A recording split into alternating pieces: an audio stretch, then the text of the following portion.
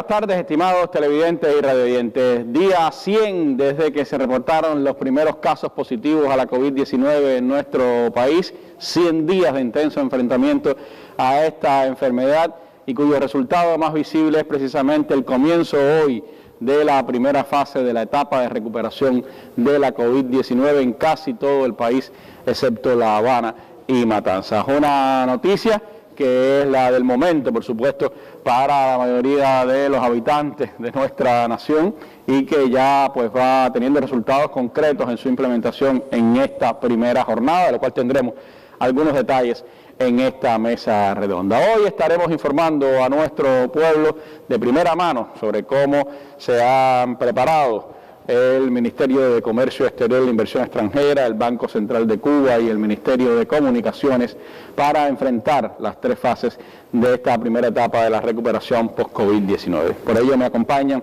acá en nuestro panel desde el Palacio de la Revolución la compañera Marta Wilson González, ministra presidenta del Banco Central de Cuba, el compañero Rodrigo Malmierca Díaz, ministro del Comercio Exterior y la Inversión Extranjera, y el compañero Jorge Luis Perdomo Dileya, ministro de Comunicaciones de nuestro país. Con ellos compartiremos nuestro programa de hoy. A ustedes los invito a que tengan pues de primera mano estas informaciones. Cuba Debate también ahora mismo en cobertura instantánea de esta mesa redonda.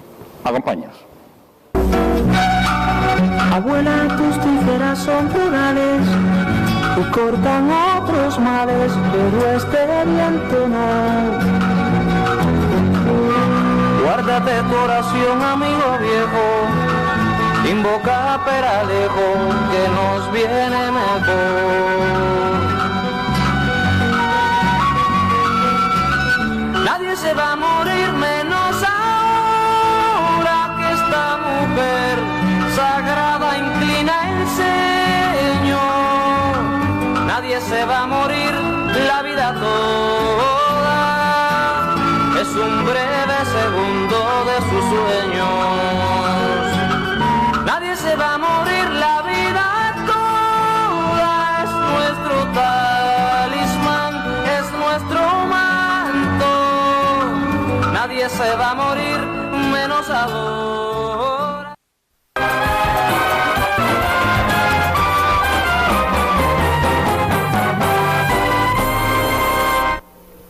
Bueno, recordando siempre a Vilma, un día como hoy comenzamos esta mesa redonda y como es habitual, vamos a nuestra sección La Noticia del Día. Hoy sigue siendo titular en los principales medios de comunicación de Estados Unidos y se adelanta también una entrevista exclusiva que la cadena ABC le hizo al ex asesor de Seguridad Nacional John Bolton sobre su libro en aparición dedicado a la etapa en que fue asesor de seguridad nacional del presidente Trump. Un pase de cuenta, un ajuste de cuenta en el imperio entre Bolton y Trump que se ha convertido en la noticia del momento.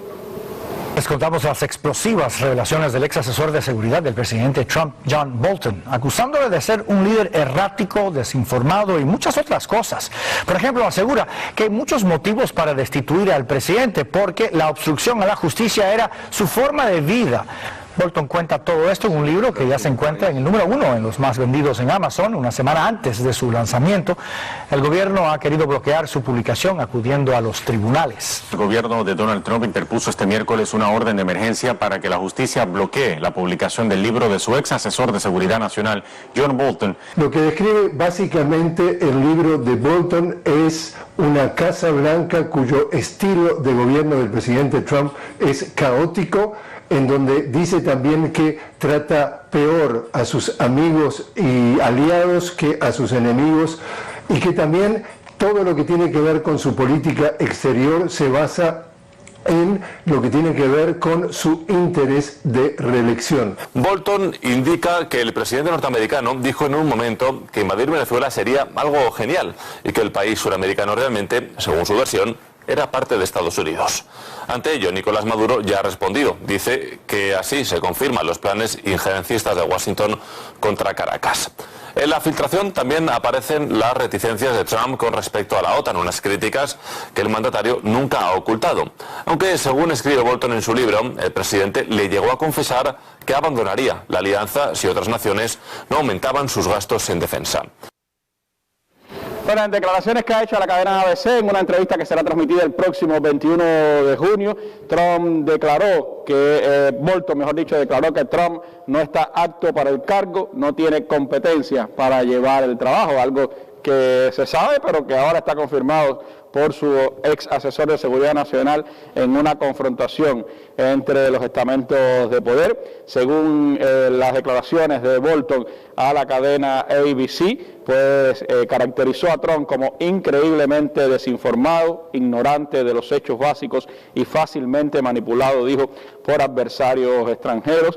Señaló también el ex asesor de seguridad nacional que el presidente Trump, pues entre otras cosas en las revelaciones que hace en su libro, que supuestamente había pedido a China lo ayudara en su reelección porque la única cosa en la que piensa el presidente es en la reelección. También dijo que había que ejecutar a los periodistas estadounidenses que no revelaran las fuentes de las historias que contaban. Señala el libro que Pompeo y otros altos funcionarios de la administración norteamericana se burlan del presidente a sus espaldas, según cuenta Bolton. Ya también pues está diciendo que los demócratas arruinaron la acusación que llevaron al Congreso contra Trump por haberse enfocado solo en Ucrania cuando había otros importantes datos que utilizar. Señala que después de que había comenzado la operación contra Venezuela, Trump intentó retractarse porque calificaba a Guaidó como un niño que no podría con Nicolás Maduro y llegó a preguntar si Finlandia era parte de Rusia y si el Reino Unido era una potencia nuclear. Son algunas de las revelaciones de este libro que está haciendo ahora mismo noticia en los Estados Unidos, confrontación entre estamentos del poder, pase de cuentas entre estos personajes, y es parte, por supuesto, de la comidilla política ahora mismo en Estados Unidos. Con esta noticia comenzamos nuestra mesa redonda de hoy, yendo a temas más terrenales, cómo nos recuperamos nosotros de la COVID-19. Acompaña.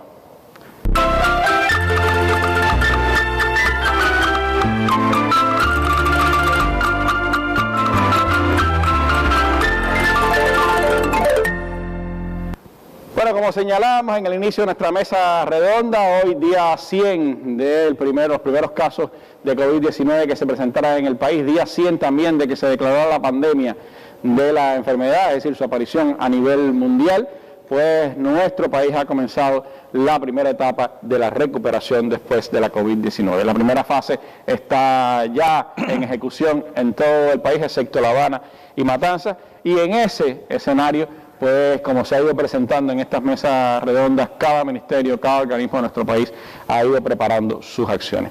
Quisiera comenzar esta mesa redonda hablando con el ministro de Comercio Exterior y la Inversión Extranjera, Rodrigo Malmierca, sobre cómo se ha pensado las acciones en esta etapa de recuperación para los temas de comercio exterior, inversión extranjera y la colaboración internacional. Muchas gracias, Randy, por la invitación y buenas tardes a todos los televidentes y radiovidentes.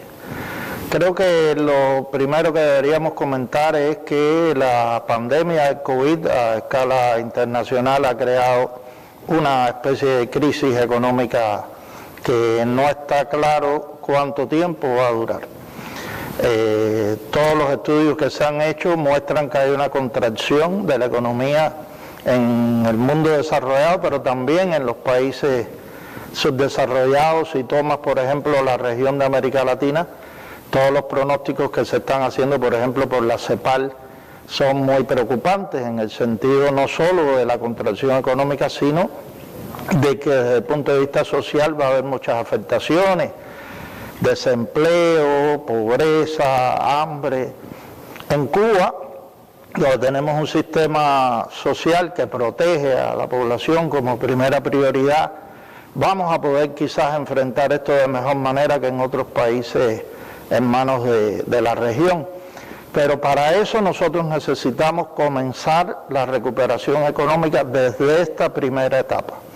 Cuba es un país de economía muy abierta, muy relacionada con el comercio exterior y en sentido general con sus relaciones internacionales, y en ese sentido tendremos que enfrentar esta compleja situación que crea el COVID, más la situación muy compleja que tenemos que enfrentar en relación con el bloqueo económico, comercial y financiero de Estados Unidos contra nuestro país, que incluso en esta etapa de COVID y de situación sanitaria muy compleja, pues se ha recrudecido, se ha reforzado en los últimos tiempos. Hoy precisamente, ministro, había una información de que los dos congresistas anticubanos y Rick Scott, como congresista de la Florida, pues están presentando un proyecto de resolución para tratar de apretar más a los países que reciban colaboración médica cubana, poniéndolos como violadores y en la lista de la trata de personas, etcétera, tratando de cortar también esa posibilidad que tiene el país de prestar servicios médicos. Posición absurda cuando muchas voces en el mundo ponderan la solidaridad cubana, la excelencia de estos servicios que de manera Cuba ofrece a sus hermanos en todo el mundo, pues se trata de denigrar esta colaboración simplemente por manipulaciones políticas. Pero bueno, yo decía que en esta primera etapa, con sus 3 fases, los objetivos están muy claros, los explicó el presidente y el primer ministro aquí mismo en la mesa redonda la semana pasada. Queremos consolidar los resultados que ya hemos alcanzado en el enfrentamiento a la enfermedad, queremos evitar los rebrotes, si podemos evitar que la enfermedad se convierta en una pandemia o en una enfermedad endémica en nuestro país, pero todo eso tiene que ir acompañado del esfuerzo que podamos hacer para que nuestra economía se vaya recuperando. Y en la segunda etapa tendremos que seguir avanzando para enfrentar ese escenario internacional donde la economía va a tener una crisis de duración relativamente prolongada. Nosotros estamos trabajando, no solo el MINSEE, yo creo que todos los organismos, en la implementación acelerada de los lineamientos que aprobó nuestro partido y la Asamblea Nacional del Poder Popular, y eliminar trabas que obstaculizan la liberación de las fuerzas productivas de manera más activa de lo que hemos logrado hasta ahora.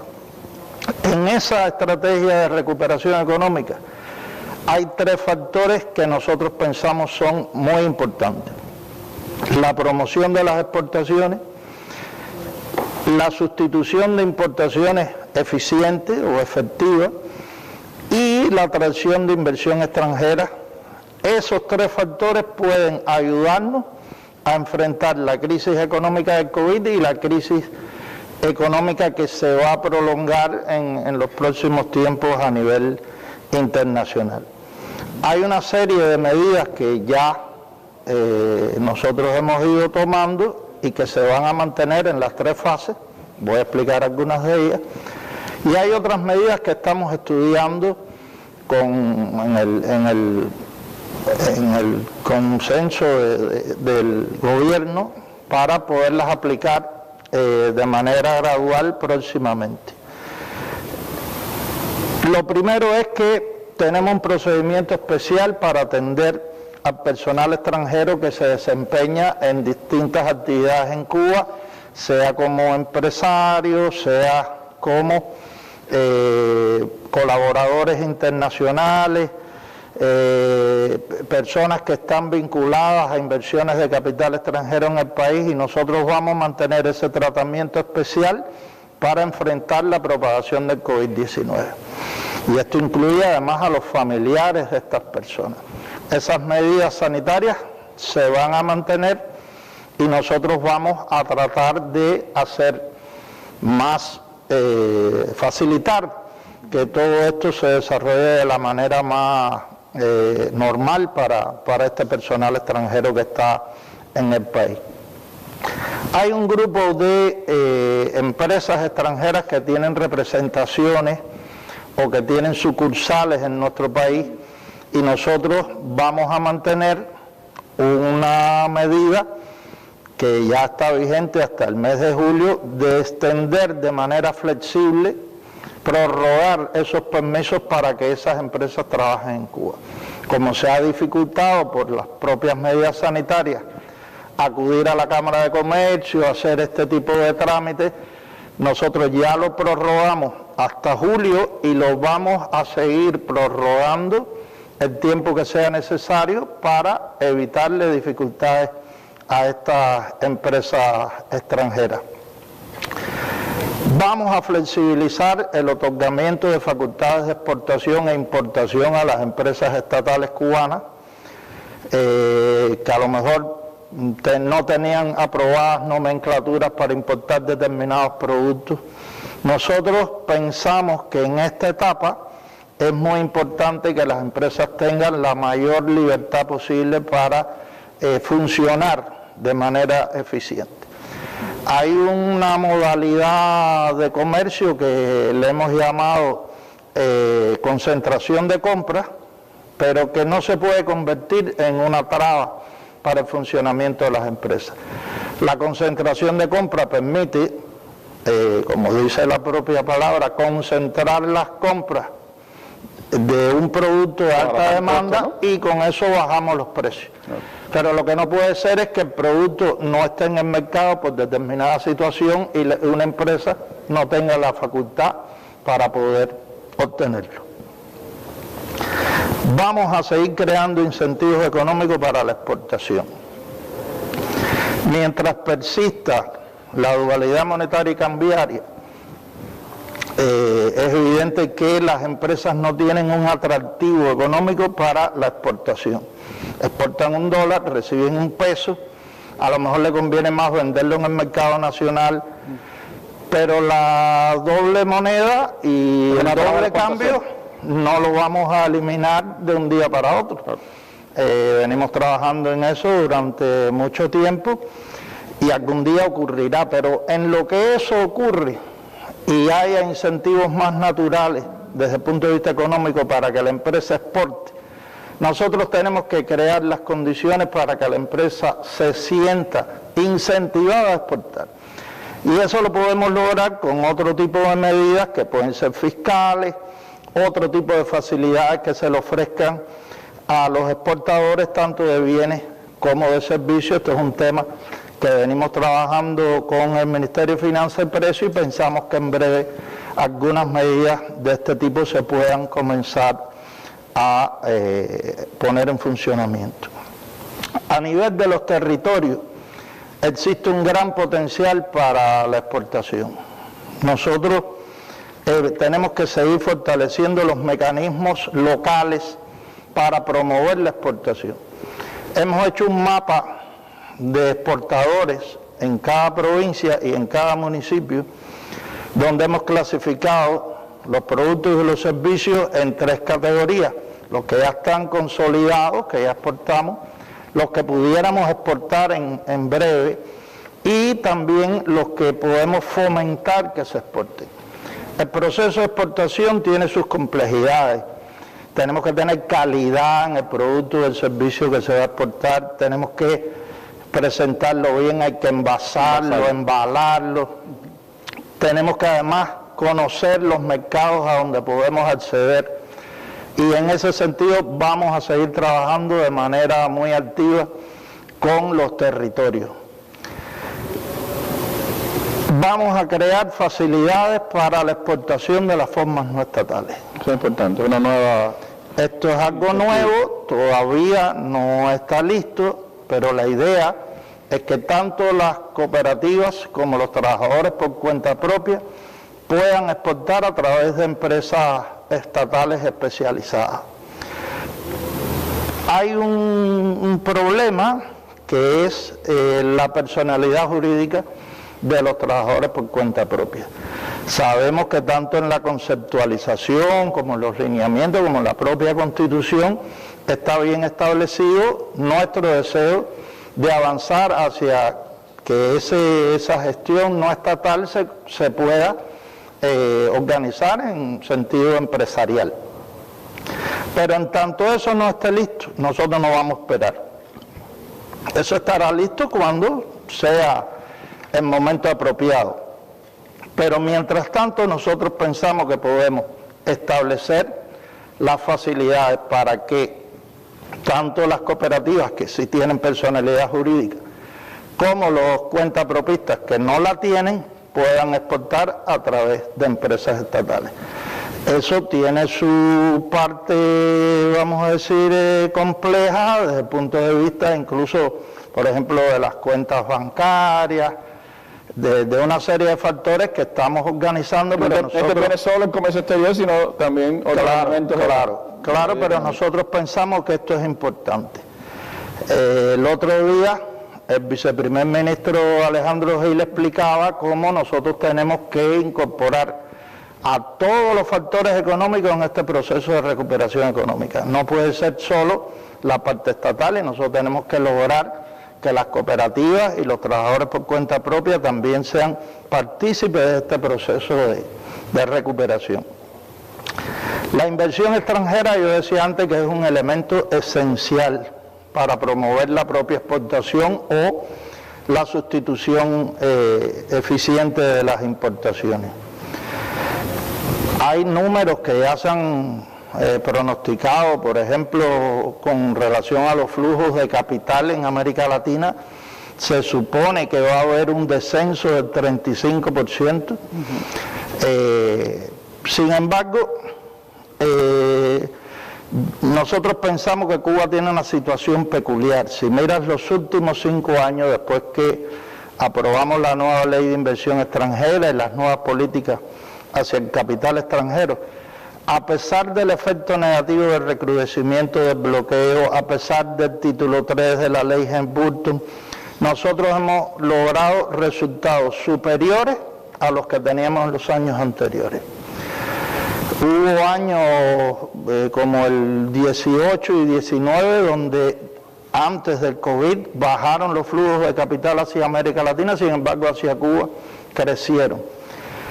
¿Es lo que necesitamos? No. Estamos muy lejos de lograr lo que necesitamos en materia de inversión extranjera, pero nosotros pensamos que a pesar de todos estos problemas tenemos ciertas ventajas comparativas que nos ofrecen la oportunidad de trabajar con el capital extranjero mejor de lo que hemos hecho hasta ahora, facilitándole las cosas, la ventanilla única de inversión extranjera que ya creamos en enero de este año, el buen funcionamiento que tiene la Zona Especial de Desarrollo Mariel, las condiciones de seguridad que hay en nuestro país, de tranquilidad, la preparación del personal, todo eso son factores que ayudan. ¿La misma estabilidad sanitaria esta? Pues incluso en esta situación actual de la pandemia, ese es otro factor importante. Ahora, nosotros creemos que podemos incluir otras medidas que ayuden a que la inversión extranjera tenga un mejor desempeño en el país y que le resulte, tenga un ambiente más favorable para funcionar. Y en eso también estamos estudiando una serie de medidas que iremos introduciendo próximamente. Nosotros, por ejemplo, pensamos que se puede flexibilizar más los objetos sociales de las empresas con capital extranjero, que les permita no solo hacer su tarea fundamental, pero quizás hacer otras cosas, prestar servicios. Hoy está eso un poco estrecho. Y les limita. En ocasiones, más o menos como lo que se hizo con la empresa estatal, que se dieron otras facultades. Exactamente. Y eso además nos va a ayudar a crear los encadenamientos que necesitamos en nuestra economía, incluso con el sector no estatal. Nosotros pensamos que los encadenamientos en la economía cubana tienen que abarcar la empresa estatal socialista, que es la más importante, tiene que abarcar a las empresas con capital extranjero y tiene que incluir también al sector no estatal. Quería reiterar algo que hemos dicho en otras ocasiones, y es que no hay ninguna limitación para que cubanos residentes en el exterior inviertan en nuestro país. De hecho, ya hay algunos casos, no muchos, infelizmente, pero nosotros vamos a seguir trabajando con total normalidad en esa dirección. Una medida que hemos aplicado, similar a la que hablamos de las sucursales, es prorrogar por un año de manera automática a las empresas con capital extranjero que vencen en estos meses donde estamos con la situación del COVID. Nosotros pensamos que con esa automática prórroga de un año se va a facilitar para ellos crear las condiciones para trabajar en el periodo inmediato. Le estamos dando también alternativas para constituir o continuar las negociaciones a la distancia, o sea, con las restricciones de viaje que existen, con los problemas que hay, le estamos pidiendo a nuestros consulados en el exterior que prioricen los trámites de otorgamiento de poderes a representantes legales para flexibilizar todos estos procesos de inversión extranjera. Algo que me olvidé de decir y creo que puede resultar interesante es que nosotros hemos trabajado mucho con grandes proyectos de inversión extranjera. Si uno toma la cartera de oportunidades para invertir en Cuba, verá que la mayoría son grandes proyectos. Nosotros pensamos que hay que darle un espacio a los pequeños proyectos que podrán ejecutar pequeñas empresas. Pero resuelven problemas sobre todo volviendo a lo que ya hablamos del papel de la economía local, territorial. Yo creo que la inversión extranjera, en resumen, nos va a ayudar mucho si creamos mejores condiciones para su funcionamiento en Cuba en la recuperación económica que estamos buscando. Y un último tema que quería tocar es lo relacionado con la situación de los colaboradores cubanos que están en el exterior. O sea, por razones obvias, en este momento, donde hay tantas limitaciones de transporte internacional, las propias medidas sanitarias que están vigentes, nuestro propio país todavía no ha abierto las fronteras para los vuelos comerciales. Hasta la tercera fase de esta primera etapa no vamos a poder hacer factible el movimiento de los colaboradores, sea porque terminan su misión, sea porque tienen vacaciones. Eso será en la tercera fase, lo cual no excluye que pueda haber una situación especial que aconseja hacer un movimiento, y se hará como se ha estado haciendo hasta ahora en los vuelos humanitarios y de manera excepcional. Ahora, los organismos cubanos que son responsables por esos colaboradores en el exterior, a partir de la tercera fase, tendrán que crear las condiciones para organizar esos movimientos. Vamos a poner un ejemplo: está una brigada médica en determinado país.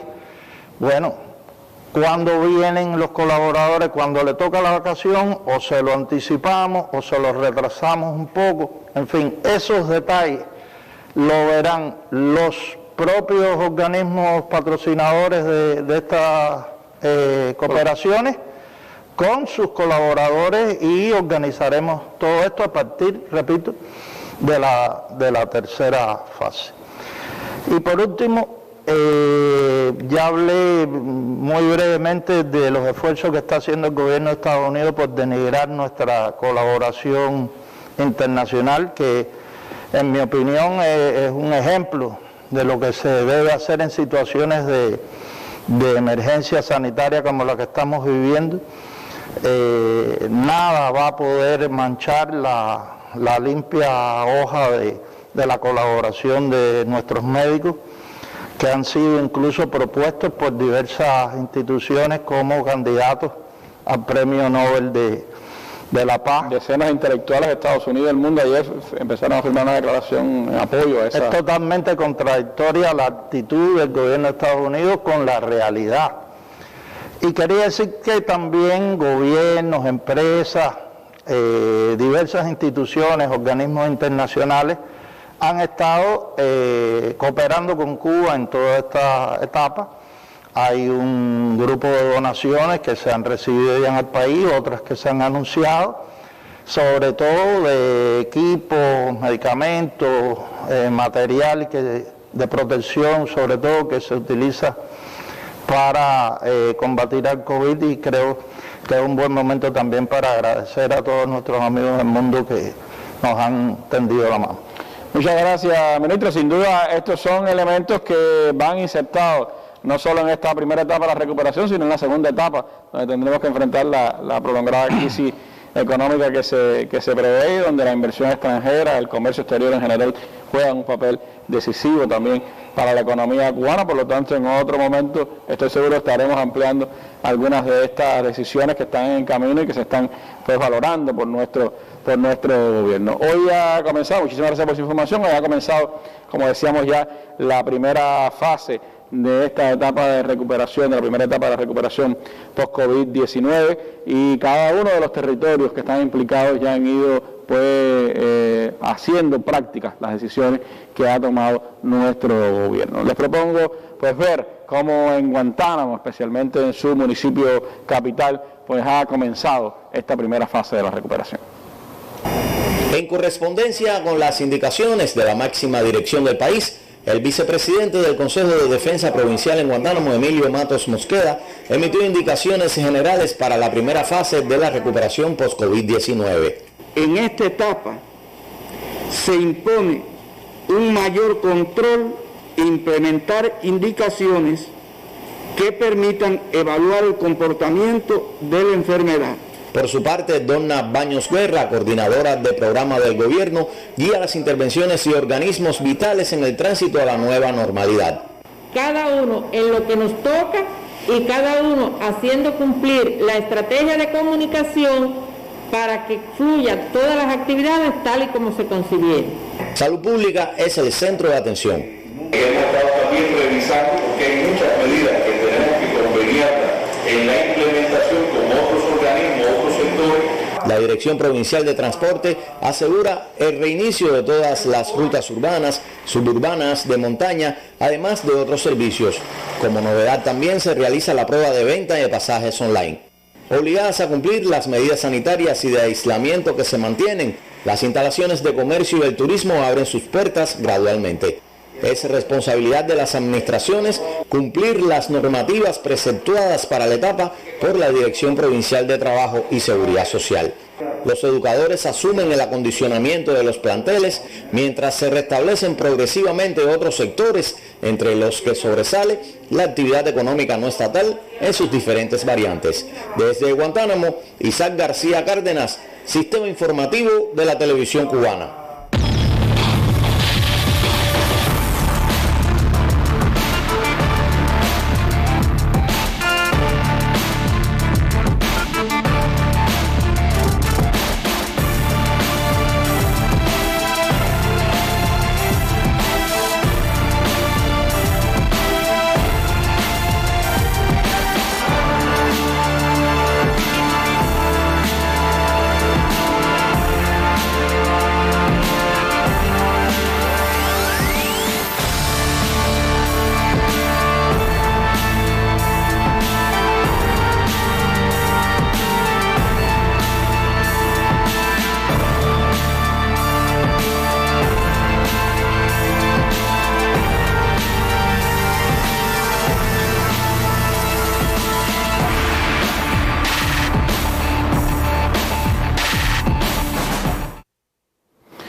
Bueno, y la banca cubana ha tenido presencia permanente durante la etapa de enfrentamiento a la COVID-19. Fueron de las instituciones de servicio que mantuvieron su atención al pueblo, aún con limitaciones, pero cumpliendo importantes funciones para toda la sociedad. Hoy está con nosotros nuevamente en esta mesa redonda la compañera Marta Wilson González, ministra presidenta del Banco Central de Cuba. Y me gustaría, Marta, que nos un poco resumiera lo que pasó en estos meses de enfrentamiento, cómo valoran ustedes todo el trabajo que se desarrolló y qué se ha previsto como medidas generales que se mantendrán durante las 3 fases de esta etapa ya de recuperación post-COVID-19. Buenas noches, Randy, muchas gracias por la invitación. Buenas noches también a todos los televidentes y radioyentes. Bueno, el sistema bancario y financiero cubano, a partir de la situación epidemiológica del país que comenzó en el mes de marzo, adoptó una serie de medidas dirigidas en lo fundamental a reducir el impacto de esta enfermedad en las instituciones financieras y prevenir el contagio y la propagación a los trabajadores y los clientes, tener en cuenta que los bancos trabajan mucho con la población, así como mantener operaciones impostergables para la población y aquellas de comercio exterior que garantizan el mantenimiento de la economía nacional.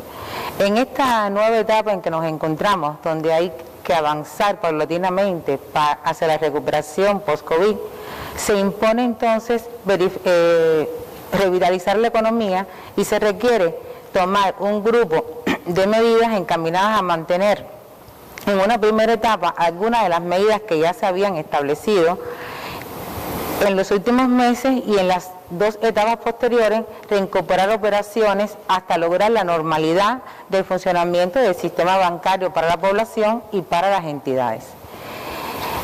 La adopción de estas medidas implica, por supuesto, el reforzamiento de las medidas higiénico-sanitarias y organizativas en todas las instituciones del sistema, principalmente aquellas que mantienen un vínculo directo con la población.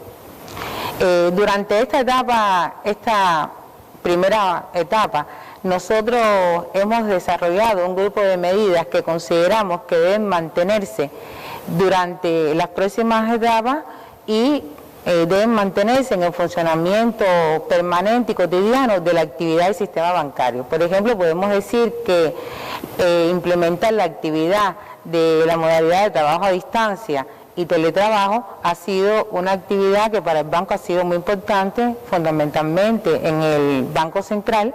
Es decir, los funcionarios han podido desde sus casas hacer investigaciones y actividades que han permitido garantizar todas las funciones que el Banco Central y los demás bancos han tenido que desarrollar en todo este proceso.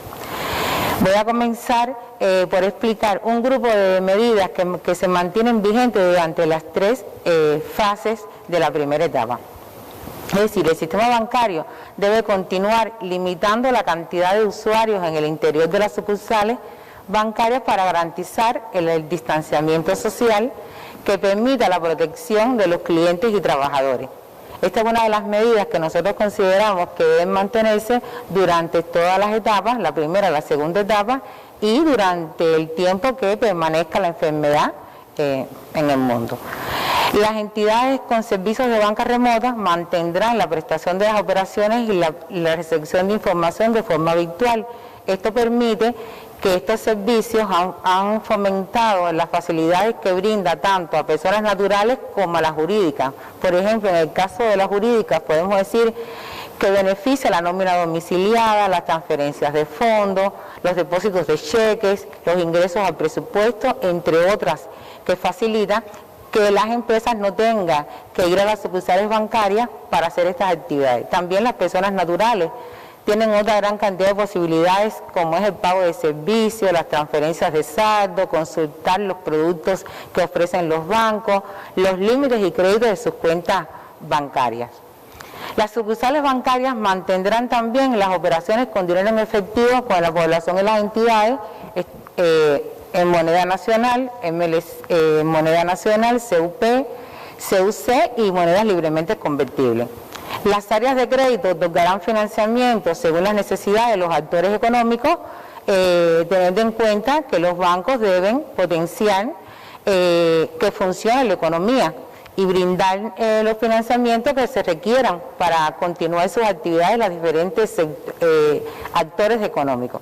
Se atenderán las suspensiones y renegociaciones de financiamiento conforme a lo dispuesto en la resolución 55 del 2020 del Banco Central. Que fue la decisión que ustedes tomaron en medio de la emergencia, ¿no? Recordar que esta resolución establecía como objetivo suspender los pagos del principal intereses de los financiamientos otorgados a una serie de sujetos que se describen en el resuelvo primero de esa resolución porque estuvieran afectados en sus ingresos, ya sea por la interrupción laboral o por la suspensión total o parcial de las actividades laborales. Esta resolución tenía una fecha de vigencia hasta el 30 de junio y teniendo en cuenta que la situación se mantiene, pues hemos decidido extender su fecha de vencimiento por 90 días más hasta que se volverá en ese momento, si no la situación no se ha resuelto, se volverá a renovar esa resolución. Se mantiene la tramitación de operaciones comerciales y de comercio exterior con entidades para garantizar la importación de alimentos, la adquisición de medicamentos, equipos médicos, la importación de materias primas y materiales, es decir, todo lo que necesita del petróleo, combustible, todo lo que necesita la economía para continuar su funcionamiento. Se continuará bonificando las operaciones de comercio electrónico y de pagos por tarjetas de TPV para promover el uso de las plataformas digitales de pago que contribuyen al desarrollo del comercio electrónico que facilita a los clientes la adquisición de productos online, así como generar cada vez más procedimientos de pagos diversos y seguros.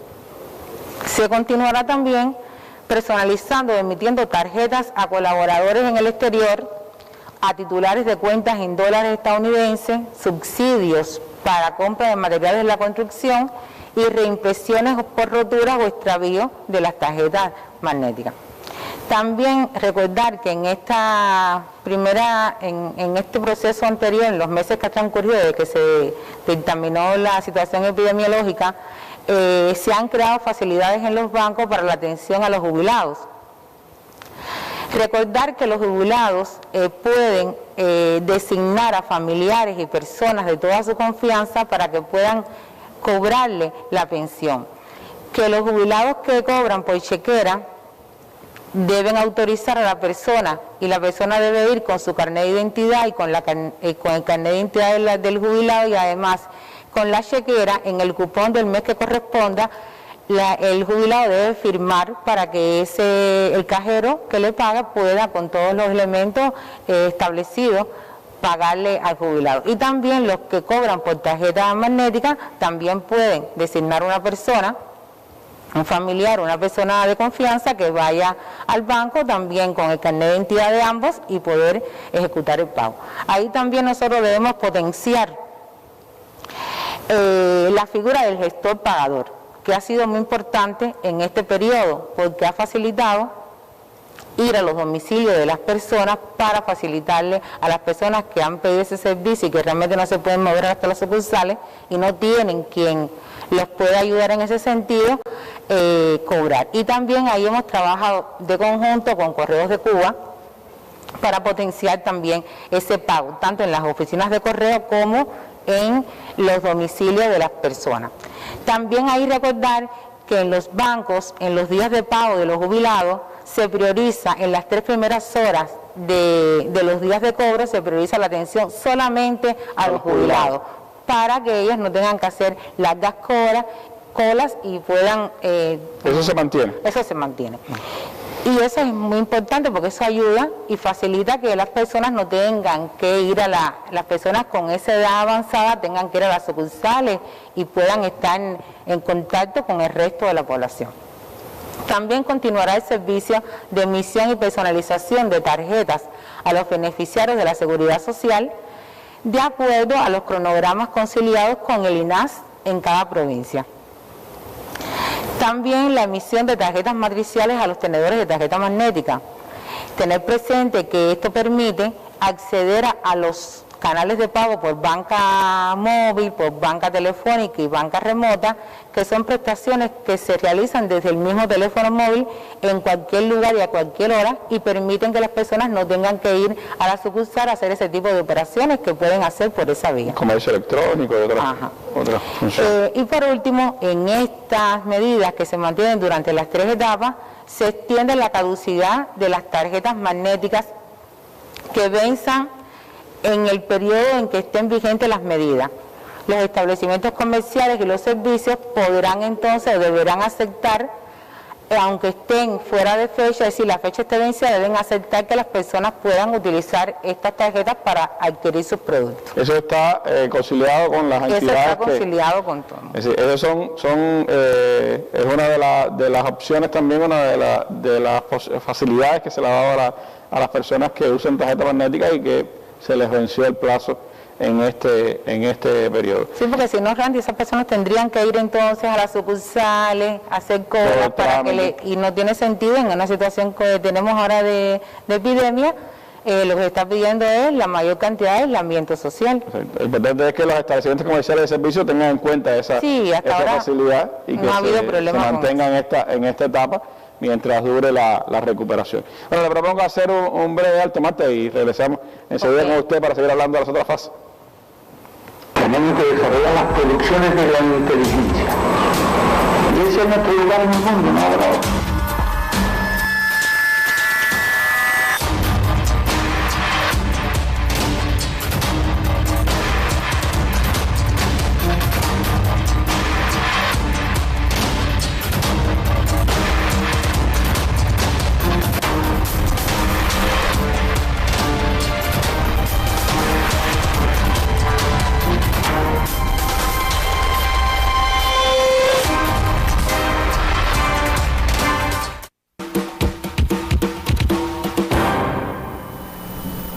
El sistema bancario, por supuesto, también tiene adecuaciones en cada una de las fases que vienen o que ya comenzaron a partir de hoy. A las medidas generales, pues hay otras que irán transcurriendo en las tres fases, y me gustaría ahora, Presidente, que nos hablara precisamente de esas medidas que van a ir evolucionando en cada una de las tres fases de la etapa de recuperación.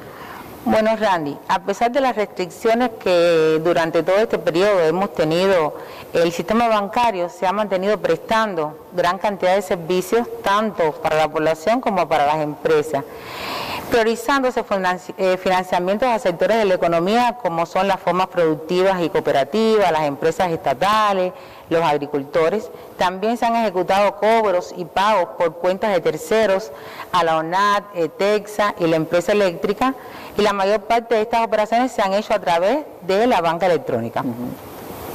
En la primera fase, la incorporación de algunas prestaciones de las que hoy se encuentran detenidas dependerá, es justo decirlo, en gran medida de la apertura de las actividades de otros sectores y también de restablecimiento del transporte público, que es lo que permitirá poder que las sucursales empiecen realmente a prestar el servicio, porque también hay muchos trabajadores bancarios que están en sus casas y dependen de estos servicios.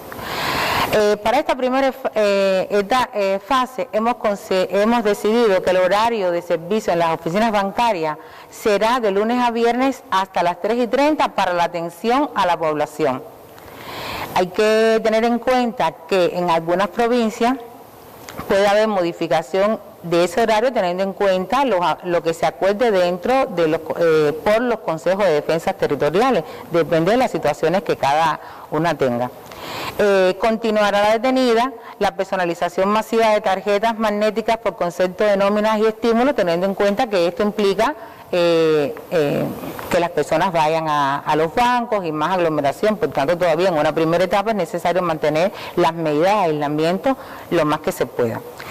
Y para los segmentos que en esta fase ya puedan reiniciar su actividad, se establece entonces un proceso de renegociación de la deuda que, bueno, pueda ser extendida o reprogramada, y eso es una necesidad que estas actividades podrán ir a los bancos y negociar cada uno puntualmente de acuerdo a sus posibilidades y a sus necesidades, y las posibilidades que tenga de recuperación, bueno, podrán ir negociando con los bancos cómo ellos van a volver a pagar esos créditos que fueron otorgados en un momento determinado y que por la resolución que estábamos hablando fueron retenidos. Además, en esta primera fase se comienzan a reincorporar de forma parcial servicios que hoy realmente están detenidos en las sucursales y en las oficinas bancarias, como por ejemplo el otorgamiento de crédito a los TCP, que estén autorizados ya a reiniciar sus actividades. Es decir, si hay algún TCP, alguna forma de gestión estatal, alguna empresa que ya se reincorpora y que realmente la situación económica que tiene no le permite comenzar su actividad, pues puede dirigirse a los bancos y estos analizarán de acuerdo a la situación y le podrán otorgar los créditos para que ellos puedan avanzar y reincorporarse a su actividad. Eso es una negociación que se hace bilateralmente. Y que es un importante incentivo para los que han estado parados durante estos 3 meses y a lo mejor no tienen el suficiente capital para empezar a reiniciar la actividad, pueden ir a solicitar financiamiento con crédito, ¿no? Con crédito. A la entidad bancaria. A la entidad bancaria. Entonces, para una segunda fase, ya se van a incorporar otros servicios de las áreas comerciales, de las oficinas bancarias que no se incluyeron en esta primera fase y que estaban detenidas desde marzo. Como por ejemplo, se establece la apertura de cuentas a plazos fijos y certificados de depósito, los créditos para la adquisición de materiales de la construcción, la venta de sellos del timbre, los trámites relacionados con la Ley General de la Vivienda, la venta de cheques de gerencia, la imposición y cobro de transferencias bancarias por ventanilla dentro del territorio nacional, la tramitación de pagos a beneficiarios y herederos. Todas esas actividades, por las razones ya explicadas, no han sido realizadas durante estos meses y ya en una segunda etapa debemos incorporarlas porque ya la economía se va reactivando y las personas van haciendo una vida más normal. También se comenzará de forma gradual la personalización masiva de las tarjetas magnéticas por concepto de nóminas y salarios que habíamos establecido que en una primera etapa estaban detenidas. No se hicieron durante estos meses, están detenidas en la primera fase, en la segunda comenzaron. Ya deben incorporarse, porque eso también facilita a los trabajadores poder cobrar por la vía electrónica y poder realizar todos los pagos que hoy los demás podemos hacer por esa vía. Se restablecerá el horario de servicio, que es importante, los sábados en las oficinas bancarias, que hasta ahora en la primera fase no se estaba trabajando ni los sábados ni los horarios extendidos que normalmente durante la semana las sucursales bancarias realizan. Y también las oficinas bancarias y casas de cambio que hoy se han cerrado porque no ha habido un nivel de actividad suficiente para que estén abiertas, comenzarán a prestar su servicio. Hay que tener en cuenta que en este caso CADECA solamente comenzará, de las que están cerradas, comenzarán a prestar los servicios en las zonas turísticas y hoteles cuando, en la medida que la actividad turística se vaya restableciendo en el país. O sea, a partir del 1 de julio, como se dijo ayer, en la zona de las Cayerías, que comenzará la llegada del turismo internacional, sería donde empezaría CADECA a prestar los servicios en el aeropuerto en el momento en que se decida y así ellas se irán incorporando las actividades. Ya para una tercera fase, como usted podrá observar, ya casi todos los servicios están establecidos en el sistema financiero, ¿no? Entonces, solamente se restituye el horario de servicio extendido en las localidades donde sea necesario, es decir, ya los bancos van a comenzar en la tercera etapa, en la tercera fase, a trabajar con el horario habitual que tienen. Los días entre semana extendidos y los sábados en días alternos, depende de cómo se organicen las sucursales. Ya se normalizará la personalización masiva de las tarjetas magnéticas por concepto de nóminas y estímulos, y es decir, ya todo el que requiere ese servicio se le brindará, y entonces ya en ese momento se completarán los poquitos servicios del área comercial que no estén establecidos en ese momento. En sentido general, Randy, esas son las medidas que el sistema financiero ha establecido en la primera etapa en sus 3 fases. En cuanto al personal, por supuesto, habrá una incorporación del personal. Habrá una incorporación gradual en cada una de sus fases en dependencia de lo que se demande, el servicio, ¿no? Bueno, queda claro que Matanza y La Habana, como no entran en esta primera fase, pues mantendremos el servicio como hasta ahora. Y esto aplica realmente al resto de las provincias del país, ¿no? Ya hoy empezaron todas las provincias a aplicar esa primera fase en el sistema bancario. Así mismo. Entonces, bueno, para culminar, solamente decir que realmente estas fases que se están implementando solo podrán ser efectivas y podrá lograrse el objetivo que se establece siempre y cuando, ya lo dije anteriormente, pero me gustaría ratificarlo, que se extremen las medidas higiénicas sanitarias y las organizativas y ejercer el control en su cumplimiento, lo que permitirá que realmente el país pueda en breve plazo volver a la normalidad y que la vida continúe como antes de que se estableciera la enfermedad en el país. Bueno, gracias, vicepresidenta, por estas precisiones sobre el trabajo del sistema bancario a partir de hoy en el resto del país y cuando se decrete la primera fase para La Habana y Matanzas y la restitución gradual de todo el engranaje del sistema bancario nacional, que ha estado, como decíamos, trabajando en medio de la pandemia, atendiendo las cosas más perentorias de la economía y de las personas en el país, y además tomando medidas higiénicas. Sin duda el dinero también es un elemento de transporte de virus, de microbios, etcétera. Bueno, pues también ahí han tenido que reforzar todas las medidas. Así que muchísimas gracias por su información.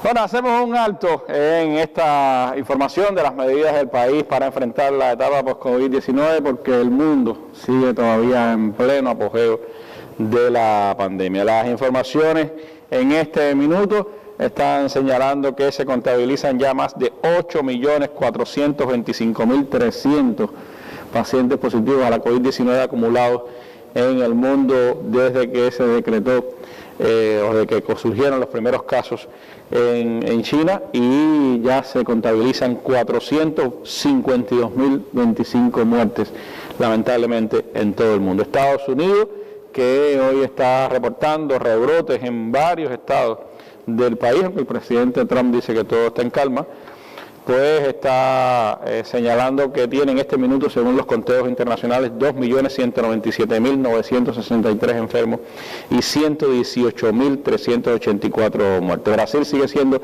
el segundo país con más casos, con más de 978.000 y 47.700 muertos, y el evento más destacado de las últimas 24 horas, destacado en negativo, pero que tiene que ver con nuestra región, es que ya Perú sobrepasó la cantidad de enfermos que tenía Italia, que recordemos fue el epicentro de la pandemia en Europa. En este momento Perú ha llegado ya a 240.908 personas que han contraído la COVID-19 y tiene 7.257 muertos.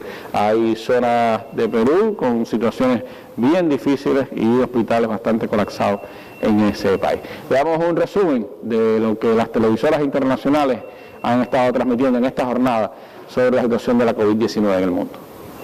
Están apareciendo polémicos detalles sobre la lucha contra la enfermedad en diferentes países. El medio español El País ha difundido un vídeo que revela cómo el personal de salud habría recibido órdenes para negar atención a pacientes mayores con el coronavirus. El coronavirus sigue siendo una amenaza, y si no, que le pregunten a un grupo de 16 amigos que se contagiaron en un bar de Florida. Ocurrió en un bar-restaurante de Jacksonville recién reabierto. Allí el grupo decidió cenar juntos tras pasar varios meses encerrados. A los días de la reunión, los 16 dieron positivo a la prueba del COVID-19. El Departamento de Salud de la Florida reportó en su último boletín de las 11 de la mañana un total de 82.719 casos de coronavirus hasta la fecha. 3.018 personas han fallecido. Brasil, por su parte, ha vuelto a sufrir este miércoles otra jornada de contagios desbocados con 32.188 nuevos casos del virus. En las últimas 24 horas también murieron 1.269 personas por la enfermedad. En el caso de Perú, la pandemia también ha sentado un nuevo precedente al superar a Italia en el número de casos positivos por más de 240.000 contagios. A pesar de las medidas tempranas tomadas por el gobierno, la nación andina se ubica hoy en la 7ª posición a escala mundial en el número de infectados, justo detrás de España. María y sus 3 hijas se habían mudado a Lima por la educación de su hija mayor, pero ahora ella está desesperada por volver a casa, por volver junto a su esposo, a un lugar donde se siente segura. Sin aviones, trenes ni autobuses, emprende el viaje de 560 kilómetros a pie. Arriesgar quizás a mis niñas, ¿no? Pero no me queda de otra. O muero intentándolo o me muero en mi cuarto.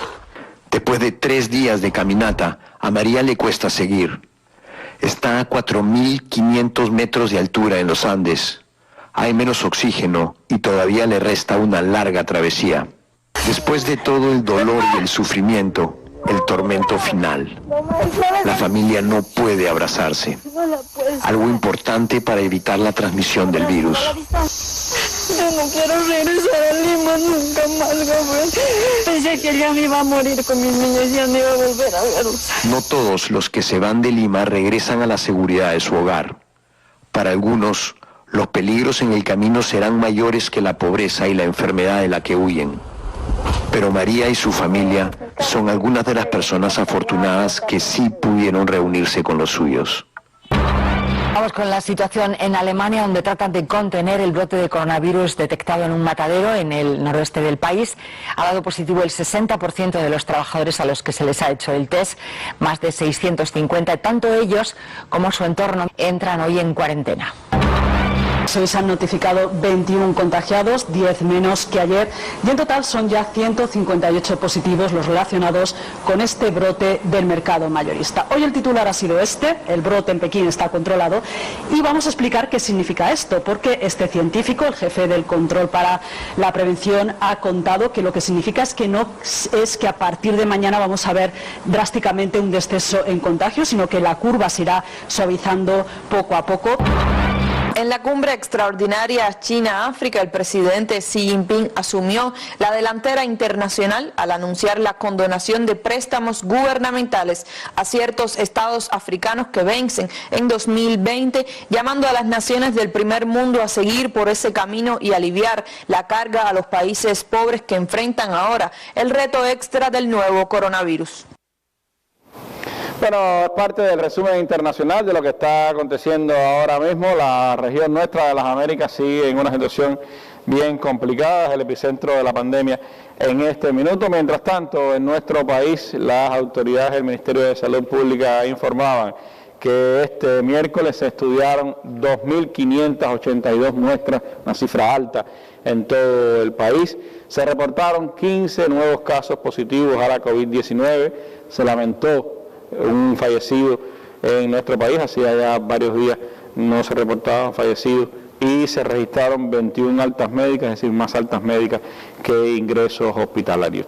De esta manera, bueno, están en los hospitales un total de 343 pacientes, 118 de ellos los positivos activos que quedan en los hospitales, hay 10 en vigilancia y 145 sospechosos. La situación pues lleva a que de los pacientes que están ingresados, los 188 positivos que aún están ingresados, 187 están en situación de evolución clínica estable y uno es una paciente que está en estado crítico del municipio de Cotorra, en la provincia de La Habana. Los 15 casos que se reportaron hoy pues son precisamente de La Habana.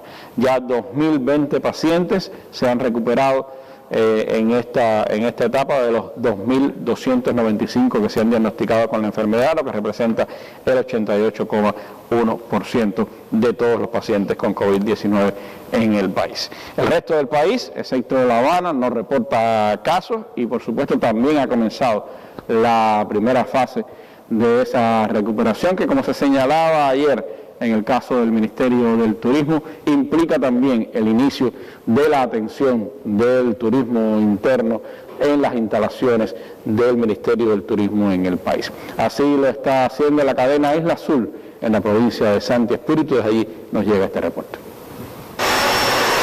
Los hoteles del Grupo Isla Azul en Santi Espíritus abrirán sus puertas al público con una imagen renovada. Para la próxima etapa de recuperación de la pandemia del nuevo coronavirus, todo está listo. En ese sentido, se toman las medidas de distanciamiento e higiénico-sanitarias previstas. Con los toques finales de mantenimiento, los toques finales de pintura y revisando muy bien todas las medidas higiénico-sanitarias contra la lucha contra la COVID. Estamos hablando de los restaurantes que deben estar listos, la separación entre las mesas, la distancia social entre todos los clientes nuestros, asimismo dando los últimos toques en piscina, dando los últimos toques en los lobbies de las instalaciones. En la ciudad de Santi Espíritus, la Villa Rancho Atuey continúa con los preparativos para el inicio. Su capacidad habitacional mejoró en la presente etapa y se dio mantenimiento y repararon varias habitaciones, aun cuando el sitio fue centro de aislamiento del personal médico. Hemos recuperado un nivel de habitaciones importantes aquí en Rancho Atuey, aparte que se le ha pasado la mano a todas las habitaciones. También hemos hecho trabajos en el restaurante, cocina, fundamentalmente de mantenimientos, pintura, preparación y cambio de algunos de los muebles que teníamos en los lugares. Asimismo, otro de los lugares insignes, Villa Los Laureles, está listo para el inicio de la temporada post-pandemia. Con la premisa de brindar un servicio de mayor calidad en las etapas que se avecinen, siguiendo siempre todas las medidas que se nos orienten, pero pensamos que como no, vamos a cumplir con todas las expectativas que sin duda el cliente que va a llegar hacia nosotros de que va a recibir un servicio de mayor calidad en nuestra instalación. Isla Azul en Santi Espíritus recuperó en la etapa de cierre de los hoteles 14 habitaciones y preservó con mantenimiento tanto el mobiliario como sus estructuras constructivas. En Santi Espíritus, Norma Concepción, Sistema Informativo de la Televisión Cubana.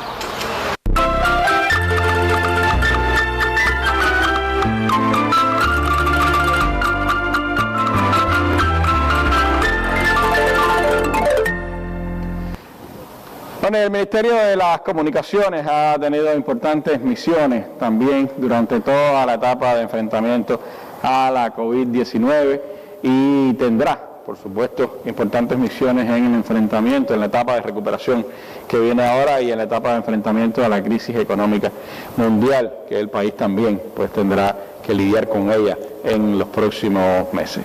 Este tema, por supuesto, es de mucho interés para nuestro pueblo y está con nosotros acá el compañero Jorge Luis Perdomo Vilella, ministro de Comunicaciones de nuestro país. Buenas tardes, ministro, y me gustaría pues comenzar haciendo un recuento de lo que han sido estos 3 meses de intenso combate del país frente a la pandemia, cómo lo ha asumido el Ministerio de Comunicaciones, sus grupos empresariales, sus instituciones, cuáles han sido, podríamos decir, un poco el panorama de las comunicaciones en medio de estos meses y cómo se ha previsto comenzar de manera general todo el proceso de recuperación.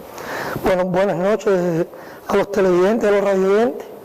Yo recuerdo, Randy, que el 1 de abril estuvimos aquí en la mesa redonda informando a nuestro pueblo sobre el reto que teníamos en el sector de las comunicaciones y cómo íbamos a organizar el trabajo en función de enfrentar este periodo que hemos vivido, que creo que ha sido una gran experiencia para todo el pueblo, para todos los sectores, en particular en el sector nuestro.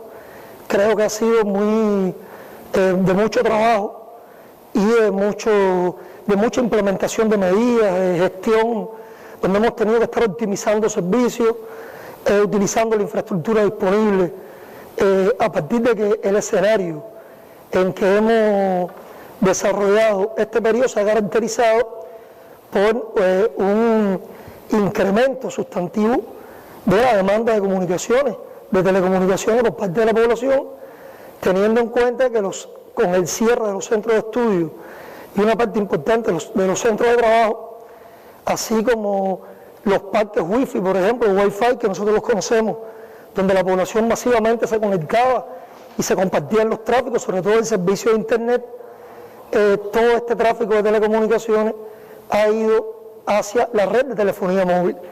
que por demás nosotros es una red en la cual hemos venido experimentando un crecimiento en su desarrollo, en sus inversiones. Yo recuerdo que en diciembre del 2018 estuvimos en la mesa redonda anunciando el servicio de datos móviles que comenzaba. Estamos hablando de un servicio que comenzó hace un mes y unos meses, un año y unos meses. No llega todavía, o sea, un año y medio. Un servicio tiene un año y medio desde que se comenzó. Y este desplazamiento del tráfico, este incremento del tráfico, yo traje una gráfica para ilustrarle a los televidentes y además compartirla con la población como una de las premisas del trabajo del sector de las comunicaciones ha sido seguir desarrollando la red de telecomunicaciones en un escenario de un incremento amplio de la demanda y así como asegurar su funcionamiento, su estabilidad y su vitalidad en este periodo, porque en el medio de una pandemia donde uno se enfrenta a este incremento de demanda, a este incremento de tráfico, hay que optimizar recursos y hay que lograr que los servicios se mantengan y se mantengan con vitalidad para poder asegurar los temas de la economía, los temas de la población y los temas del manejo propio de la pandemia. Creo que hay una gráfica por ahí que era... Hay una gráfica que ilustra muy claramente cómo el tráfico de telecomunicaciones en enero, el primer punto que tiene es enero y el último que tiene, o sea, a la derecha de la gráfica está junio, o sea, está recientemente el 14 de junio. Y si uno ve, uno se da cuenta que el eje de la izquierda tiene en terabyte el volumen del tráfico de internet que ha circulado por la red, por los diferentes servicios de internet del país. Y se da cuenta que prácticamente se duplica, es un 90% de incremento del tráfico sobre las propias capacidades que hemos venido creando en este periodo. Y esa ha sido una de las premisas fundamentales de trabajo, poder manejar ese tráfico. De más de 250 grados. ¿De dónde salen esas necesidades? Las necesidades de comunicación de las personas con sus familiares. La gente tiene menos interacción física, se interacciona más utilizando los diferentes sistemas. Es también importante explicar que nosotros a inicio del año 2020, cierre del 2019, de los poco más de 6 millones de móviles, hoy hay 6.100.000 teléfonos móviles en el país, teníamos 2,9 millones de teléfonos móviles que hacían datos móviles en el país, o sea, hacían el servicio, o sea, servicio de internet utilizando datos móviles.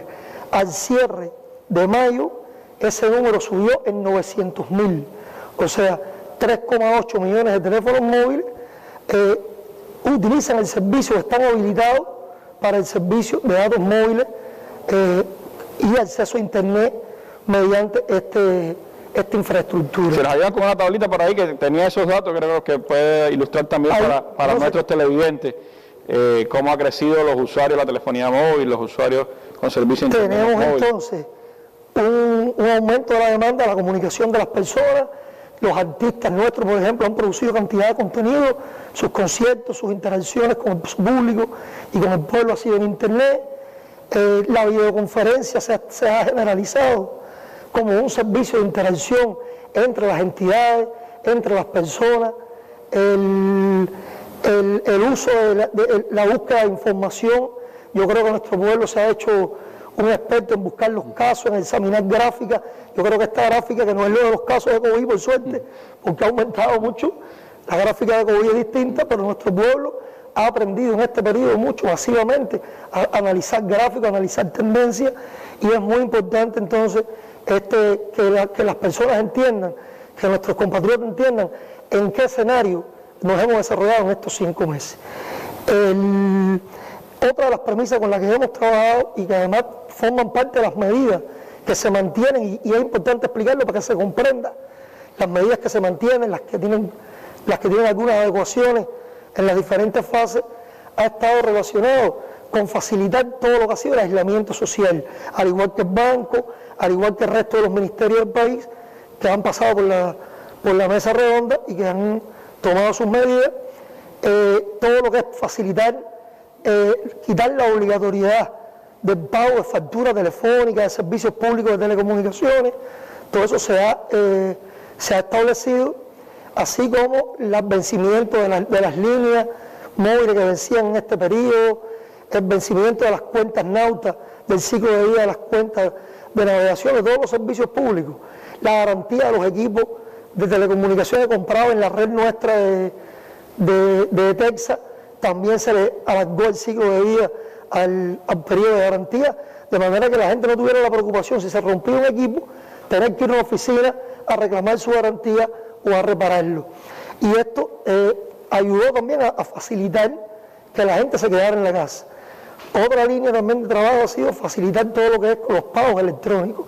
Ya la ministra presidenta del banco se refería a esto y como se conocía, teníamos nosotros en el comercio electrónico, creo que nuestro presidente lo ha explicado, somos principiantes, pero es algo que llegó para quedarse en el país, que además es la oportunidad que tenemos de experimentar un crecimiento más rápido, un incentivo económico, es el impacto de la informatización en la economía, en la sociedad, y se ha aumentado el uso sensiblemente de las dos plataformas de pagos electrónicos que tenemos en el país, que son las fundamentales que usa la población, que son el transfer móvil, que se conoce como el transfer móvil, en el cual las personas han pagado la electricidad, una parte de los suscriptores todavía no están en los porcientos que quisiéramos, creo que es el reto fundamental, pero se ha duplicado el pago de la factura eléctrica por el transfer móvil, el uso de la plataforma en zona, que es una plataforma que está sobre internet